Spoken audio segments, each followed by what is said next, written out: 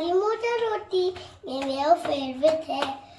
और ना आज आज आज मैं छुट्टी है शनिवार को, और 2 दिन छुट्टी है। कल तो मेरा पेपर है, फिर कल दिन छुट्टी है।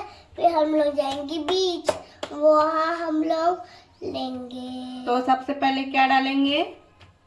इसमें क्या डालेंगे? ऑयल। यस, और मैं ड्राइंग टेबल पेन भी लूंगा बीच पे। फिर क्या डालेंगे? बैग भी लेना। इसको बताओ क्या डालेंगे? क्या क्या से मिल के बना होता है बताओ? खाना और चावल आटा से। ये इससे करो। नहीं, अब कहाँ चल जाए मेरे नाम मत ले दे। कम। वाह, वाओ। मैं याद रखना ड्राइंग टेबल पेन और बैग भी देना था ना। जरा मत देना, जरा भी मत देना। हाथ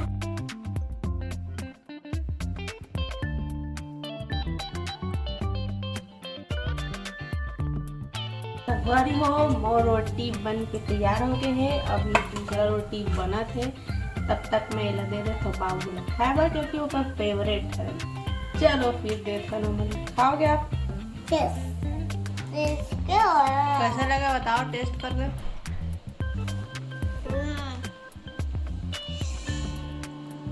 यम्मी तो है, लेकिन मुझे तो संगवारी हो आप मन कैसे लगी आप मन जरूर बताओ। अच्छा लगी हुई तो लाइक और सब्सक्राइब करेला अच्छा भुलाओ।